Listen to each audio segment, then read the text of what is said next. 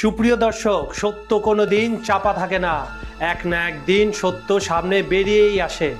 আপনাদের মনে আছে এক তরুণীর মৃত্যু, সঙ্গে সঙ্গে হত্যা মামলা, আর সেই মামলার আড়ালে উঠে আসা ক্ষমতার লোক, অর্থের খেলা আর এক ভয়ঙ্কর ষড়যন্ত্র। সুপ্রিয় দর্শক, স্ক্রিনে যাকে দেখছেন আপনারা নিশ্চয়ই তাকে ভুলে যাননি। এই সেই আলোচিত মুনিয়া। এই আলোচিত মুনিয়া হত্যাকাণ্ড মোড় নিচ্ছে নতুন দিকে। বিতর্কিত ইউটিউবার তৌহিদ আফ্রিদি গ্রেপ্তার হওয়ার পর থেকে একে একে বেরিয়ে আসছে থলের বেড়াল। এই সেই তৌহিদ আফ্রিদি যে গ্রেপ্তার হওয়ার পর থেকেই নানা ধরনের তথ্যে একেবারে চমকে যাচ্ছে আইন শৃঙ্খলা বাহিনী সহ সাধারণ মানুষ। সাম্প্রতিক সময়ে আটক কন্টেন্ট ক্রিয়েটর তৌহিদ আফ্রিদি এখন এই রহস্যের কেন্দ্রবিন্দুতে। মুনিয়ার সঙ্গে তার গোপন ফোনালাপ, ভুক্তভোগী নারীদের অভিযোগ আর জুলাই আন্দোলনে হত্যার দায়, সব মিলে এক ভয়ঙ্কর ষড়যন্ত্রের পর্দা ফাঁস হতে চলেছে। বলছে রসকস থাকবে না, মানে তুমি টাইম দিবা না, এটা তো আছেই। ও রসকস থাকবে না বিয়ের পর, বিয়ের আগেই রসকস না, বিয়ের পর তো আরো দূরে। ঠিক আছে, উনি কিভাবে বলবো? ওনাকে আমি কি তোমার উপরে কিছু? হ্যালো, হ্যাঁ, কোথায় তুমি? হ্যালো, হ্যাঁ, কই কি করো? এই যে আমি রাত্রেবেলার মধ্যে আসতেছি। ও, কোথায় আসবা? তোমার ঠিক করবো রাতে। আচ্ছা, ফোন দিও, আগে জানাও। হ্যাঁ, কোথায় তুমি? অফিস কাজে। অফিসে গাড়ি চালাও? না অফিস। আচ্ছা, তো এখন কি করবো বলো একটু?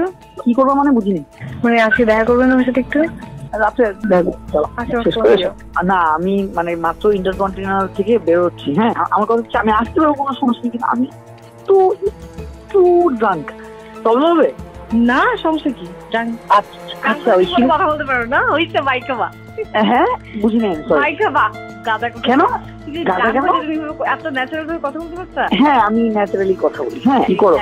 আচ্ছা, যাক, একটু 1%। হ্যাঁ, এটা আমি একটু আর আমি তুমি শুধু মুনিয়া নয়, আরো অনেক নারীর অভিযোগ করেছেন আফ্রিদির বিরুদ্ধে। বিয়ের প্রলোভন দেখিয়ে সম্পর্ক, পরে প্রতারণা, এমনকি ডিবি অফিসে ডেকে গায়েব করার হুমকি পর্যন্ত দেয়া হতো। আফ্রিদি সরাসরি অনেক মেয়েকে বলেছে, মুনিয়ার যেরকম অবস্থা হয়েছে, কথা না শুনলে তাদের একই অবস্থা হতে পারে। মানে এটা তো খোলাখুলি হত্যারই হুমকি। বিশ্লেষকরা বলছেন পুরো ঘটনায় সাজানো এক নাটক, যেখানে মূল হোতা আফ্রিদি আর তাকে মদত দিয়েছেন ক্ষমতাশীল মহল। বয়স কম হলে কি হবে, এই কম বয়সেই সে ক্রিমিনালগিরিতে ছাড়িয়ে গেছে অনেক বড় বড় রাঘব বোয়ালকে। সাবেক স্বরাষ্ট্রমন্ত্রী আসাদুজ্জামান খান কামাল, আনিসুল হক আর ডিবি হারুন। উদ্দেশ্য একটাই ছিল, শীর্ষ ব্যবসায়ীদের ফাঁসিয়ে মোটা অঙ্কের টাকা হাতানো। জুলাই আন্দোলন চলাকালে আফ্রিদির নাম উঠে এসেছে হত্যাকাণ্ড, অস্ত্রবাজি আর আন্দোলন দমন সবকিছুর সঙ্গেই। একদিকে সরকারের দালালি, অন্যদিকে ষড়যন্ত্র, সব মিলিয়ে তাকে বলা হচ্ছে পর্দার আড়ালের কুশীলব।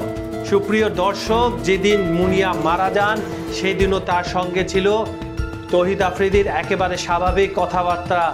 ইফতারের পর দুই বোনের শপিংয়ে যাওয়ার পরিকল্পনা ছিল, সেখানে অপেক্ষা করার কথা ছিল আফ্রিদির, কিন্তু 1 ঘন্টার মধ্যেই হঠাৎ সব কিছু পাল্টে যায়। আত্মহত্যা নাকি সাজানো খুন, এই প্রশ্ন আজও ঘুরপাক খাচ্ছে। তদন্ত চলছে, আমরা আশা করব সঠিক পথে তদন্ত পরিচালিত হয়ে আসল অপরাধী সামনে আসবে। এখন যখন আফ্রিদি ধরা পড়েছে, বেরিয়ে আসছে একের পর এক কল রেকর্ড, ভয়েস ক্লিপ আর সাক্ষ্য প্রমাণ। সব প্রমাণই যেন ইঙ্গিত করছে মুনিয়ার মৃত্যুর আসল হোতা অন্য কেউ নয়, এই তৌহিদ আফ্রিদি নিজেই। সত্য কখনো গোপন থাকে না। মুনিয়ার হত্যার আসল কাহিনী কি অবশেষে প্রকাশ পেতে চলেছে? অপেক্ষায় থাকুন আরেক বিস্ফোরক অধ্যায়ের জন্য। সুপ্রিয় দর্শক, আজ চলে যাচ্ছি, তবে আবার ফিরব আগামীকাল। আপনারা ভালো থাকবেন, নিরাপদে থাকবেন, সুস্থ থাকবেন। সবাইকে ধন্যবাদ।